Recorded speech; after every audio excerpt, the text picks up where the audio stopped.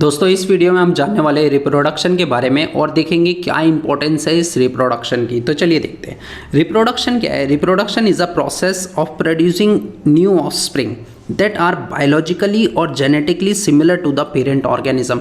कोई भी ऑर्गेनिज्म अपने ही जैसे नए ऑर्गेनिज्म को जन्म देता है, पैदा करता है ना, और जन्म देने के बाद जो नए ऑर्गेनिज्म बनेंगे उनको हम क्या बोलेंगे, ऑफस्प्रिंग बोलेंगे। क्या बोलेंगे? ऑफस्प्रिंग। और वो जो ऑर्गेनिज्म प्रोड्यूस हुए हैं, नए ऑर्गेनिज्म जो बने हैं, वो बायोलॉजिकली और जेनेटिकली सिमिलर होते हैं, मतलब एक जैसे होते हैं किसके, पेरेंट ऑर्गेनिज्म के। ठीक है, तो इसके बारे में हम जानेंगे अभी।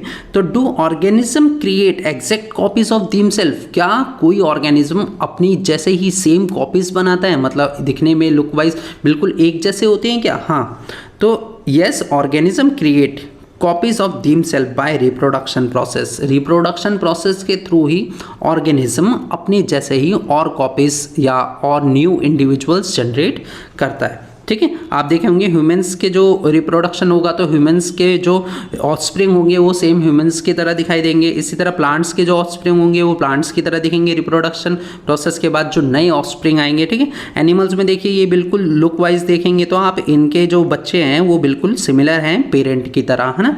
इसी तरह यहाँ पर अमीबा में भी जिस तरह का रिप्रोडक्शन होता है उसके बाद जो ऑर्गेनिज्म प्रोड्यूस होंगे वो लुक वाइज बिल्कुल अमीबा की तरह ही दिखाई देंगे।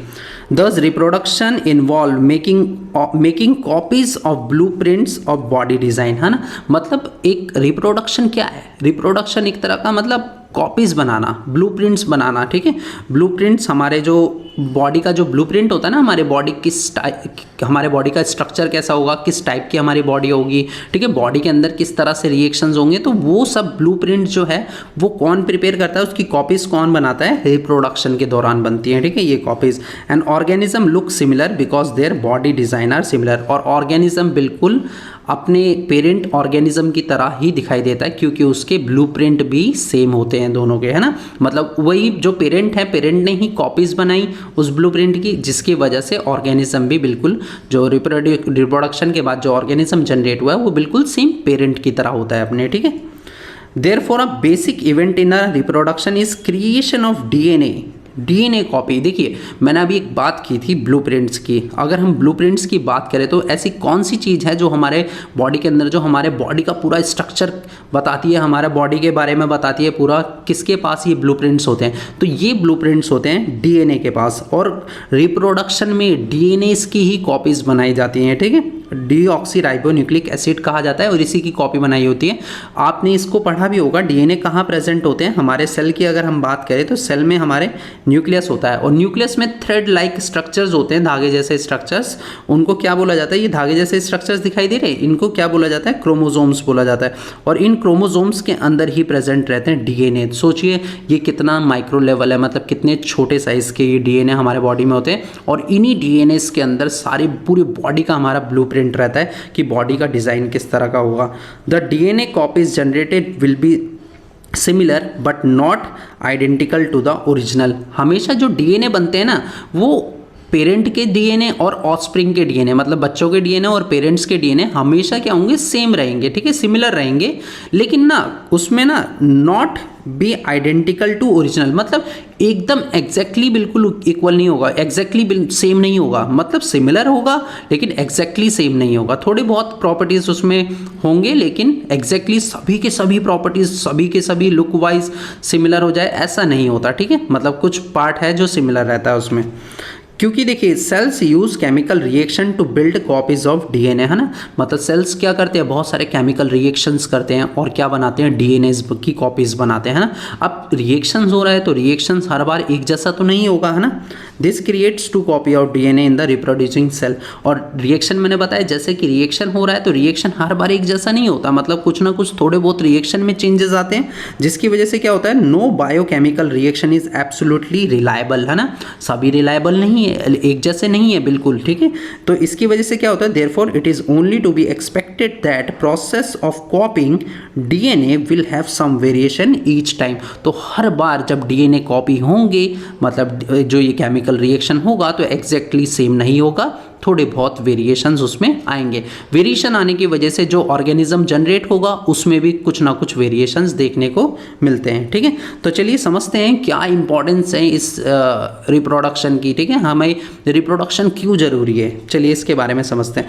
The importance of reproduction, reproduction क्यों ज़रूरी है। ठीक है, तो यहाँ पर देखिए, it ensure the continuity of life on earth. सीधी सी बात है यार, अर्थ के ऊपर जो हमारे लाइफ है उसको बनाए रखने के लिए, मतलब ऑर्गेनिज्म हमेशा बने रहें अर्थ पर। ठीक है, हर टाइप का ऑर्गेनिज्म, हर स्पीशीज बनी रहे, उसके लिए रिप्रोडक्शन बहुत ही ज़रूरी है। रिप्रोडक्शन होगा जभी तो नए ऑर्गेनिज्म जनरेट होंगे, पुराने वाले मरते जाएंगे, नए वाले आते जाएंगे। तो क्या होगा, आज की डेट में आप देख भी रहे होंगे कि कितने सारे ऑर्गेनिजम्स हैं हमारे अर्थ पे, है ना, इतने सारे ऑर्गेनिजम्स।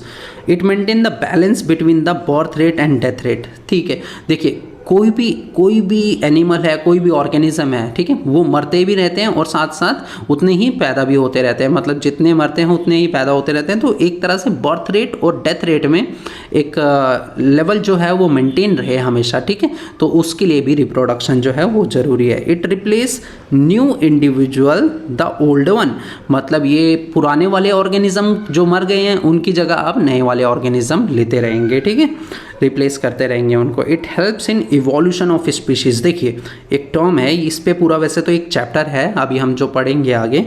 ठीक है, इवोल्यूशन चैप्टर भी है, तो जिसमें क्या है कि इवोल्यूशन के बारे में जानेंगे, विकास के बारे में जानेंगे कि किस तरह से ऑर्गेनिज्म डेवलपमेंट होता है, ऑर्गेनिज्म किस तरह से अपने आप को धीरे धीरे चेंज करता चला जाता है। ठीक है, जैसे हम भी पहले क्या थे, हमारे जो पूर्वज थे वो बंदर थे, है ना, पता है ना, तो वो धीरे तो चेंज हुए थे, हम ह्यूमंस बने धीरे। तो इस तरह की जो चीज़ें हैं इवोल्यूशन में हम देखते हैं कि इवोल्यूशन किसकी वजह से होता है, रिप्रोडक्शन की वजह से। रिप्रोडक्शन की वजह से क्या आते हैं बॉडी के अंदर, अभी मैंने बताया था पीछे, डीएनए में चेंजेस होते हैं, तो वेरिएशंस आते हैं, और उन वेरिएशंस के आने की वजह से, उन बदलाव के आने की वजह से क्या होता है, इवोल्यूशन होता है, विकास होता है, मतलब नई चीज़ों का डेवलपमेंट होता है बॉडी के ऊपर। ठीक है, तो it also help in increasing the number of species in ecosystem.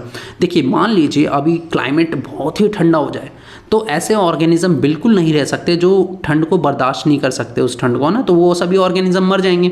तो उसके लिए ज़रूरी ये है कि बॉडी के अंदर एक ऐसे फीचर जनरेट किए जाएं, ऐसे फीचर आ जाएं कि उस ठंडे क्लाइमेट में भी इंसान जीवित रह सके। ठीक है, तो इसके लिए क्या होना जरूरी है, वेरिएशंस का आना जरूरी है। बॉडी में वेरिएशंस आएंगे तभी जो ऑर्गेनिज्म है वो उस मौसम में, उस क्लाइमेट में सरवाइव कर पाएगा। तो इवोल्यूशन इसलिए मतलब रिप्रोडक्शन इसलिए जरूरी है, रिप्रोडक्शन से क्या होंगे, डीएनए में चेंजेस होंगे, डीएनए में चेंजेस होंगे तो वेरिएशंस आएंगे, और वेरिएशंस आएंगे तो इवोल्यूशन होगा, इवोल्यूशन होगा तो नए फीचर जनरेट होंगे बॉडी के अंदर। ठीक है, मतलब ऐसा नहीं है कि एक रिप्रोडक्शन, दो रिप्रोडक्शन, मतलब 1 साल 2 साल इसमें इवोल्यूशन हो जाता है, नए फीचर्स आते थे बॉडी में, ऐसा नहीं है। इसको सालों लगते हैं, मतलब करोड़ों सालों लगते हैं, लाखों साल लगते हैं, तब जाके ये इवॉल्व होती हैं चीज़ें। ठीक है, इवोल्यूशन होता है। जैसे कि आप देख रहे होंगे कि हमारे इकोसिस्टम में non living things, living things कैसे इंटरेक्ट करते हैं एक दूसरे से, और उसमें स्पीशीज़ को बनाए रखने के लिए भी मतलब स्पीशीज़ को बनाए रखना है अगर किसी भी स्पीशीज़ को, तो उसके लिए भी रिप्रोडक्शन जो है ज़रूरी है। ठीक है, वेरिएशन अकर ड्यूरिंग रिप्रोडक्शन, मैंने बताया जैसे कि वेरिएशंस हमेशा आते हैं रिप्रोडक्शन के टाइम पर, and which is useful for the survival of species over time in different environments, है ना, एक लंबे समय तक और एक डिफरेंट क्लाइमेट्स में ऑर्गेनिज्म को बचाए रखने के लिए, मतलब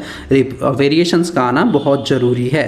ठीक है, वेरिएशंस आएंगे तभी इवोल्यूशन होगा, नए फीचर्स बॉडी में आएंगे। ठीक है, मतलब जैसे कि मान लीजिए ये फिशेस की अगर हम बात करते हैं, आपको क्या लगता है ऑर्गेनिज्म ये डेवलप हुआ होगा तो क्या अचानक से इसके बॉडी में गिल्स आ गए होंगे? गिल्स पता होगा आपको, जो ऑक्सीजन एब्जॉर्ब करते हैं, पानी के अंदर रह सकती है ना मछलियाँ, क्यों? क्योंकि वो उसके पास गिल्स होते हैं और गिल्स की वजह से वो ऑक्सीजन एब्जॉर्ब कर लेती है और पानी में रह सकती है ना। तो इस तरह का फीचर ऐसे ही नहीं आ गया होगा बॉडी में, एक लंबा समय लगा होगा, इनके डीएनए में चेंजेस हुए होंगे। ठीक है, जिसकी वजह से वेरिएशंस आए, वेरिएशंस की वजह से इवोल्यूशन हुआ, इवोल्यूशन की वजह से ही इनके बॉडी में नए नए फीचर जनरेट हुए। ठीक है, इसी तरह अगर इसकी बात करें तो इसके बॉडी पे फर अचानक नहीं आ गए होंगे, ऐसा नहीं एकदम से ये फर्स आ गए होंगे, तो ये भी कहीं ना कहीं से इवोल्यूशन का ही पार्ट है, क्योंकि फर इनको क्या करता है, पोलर बियर है नहीं, पोलर रीजन्स में ही रहते हैं, ठीक है, पोलर बियर। और ये बियर ये ठंडे से ठंडे क्लाइमेट में भी आसानी से रह सकते हैं। इनको कोई जैकेट की ज़रूरत नहीं है, इनको किसी चीज़ की ज़रूरत नहीं है। ऑलरेडी नेचर ने इनको एक ऐसी जैकेट पहना दी है जो ये ठंडे से ठंडा क्लाइमेट को भी बर्दाश्त कर सकते हैं, क्योंकि इनकी स्किन इतनी मोटी है, इनके बॉडी पे फर इतने ज़्यादा है, ठीक है, जिसकी वजह से ये मतलब एक तरह से सर्वाइव कर सकते हैं ऐसे मौसम में भी। तो ये सब किसकी वजह से हो रहा है? ये सभी रिप्रोडक्शन की वजह से हो रहा है। जब तक रिप्रोडक्शन होता रहेगा वेरिएशंस आते रहेंगे, वेरिएशंस आएंगे, इवोल्यूशन होगा तो नए फीचर जनरेट होंगे बॉडी के अंदर, ठीक है। इसी तरह से अगर आप देखें तो बर्ड्स के ऊपर, बर्ड्स पे विंग्स है ना, विंग्स उड़ सकते हैं बर्ड्स, तो ऐसा नहीं है अचानक आ गए होंगे, तो ये भी कुछ कोई ना कोई ऑर्गेनिज्म पहले रहा होगा और उसके बॉडी पर धीरे धीरे ये डेवलपमेंट हुआ होगा, ठीक है, और इसके बॉडी पर क्या होंगे, फर आने शुरू हो चुके होंगे, ठीक है। पोलर बियर का ये वाइट कलर रहता है ना, वाइट कलर, स्नो का भी वाइट ही कलर रहता है, तो ये इनको ना एक तरह के सर्वाइवल एडवांटेज भी देता है। सर्वाइवल एडवांटेज कैसे देता है? जैसे फिशेस के बाद गिल्स थे, गिल्स की वजह से वो सांस ले सकती है, तो सर्वाइवल एडवांटेज मिल गया ना इन चेंजेस की वजह से। इसी तरह इनको भी सर्वाइवल एडवांटेज मिलता है। किस तरह से मिलता है? क्योंकि अगर ये वाइट रहते हैं तो ये जो स्नो वगैरह एरिया वाला होता है ना, जहाँ पर ज़्यादा बर्फ़ रहती है, तो उस एरिया में ये विजिबल नहीं होते और ये आसानी से अपने प्रे को जो है पकड़ सकते हैं, ठीक है। जिसको भी इनको मारकर खाना है उनको आसानी से ये पकड़ सकते हैं जाकर। तो रिप्रोडक्शन मेनली यहाँ पर आप समझ सकते हैं वेरिएशंस आते हैं बॉडी में इसकी वजह से, ठीक है। तो चलिए देखेंगे नेक्स्ट वीडियो में इसके आगे। दोस्तों अगर आपको ये वीडियो अच्छा लगा, चैनल को सब्सक्राइब करें, बेल आइकन का बटन दबाएं और इसे अपने दोस्तों के साथ भी शेयर करें।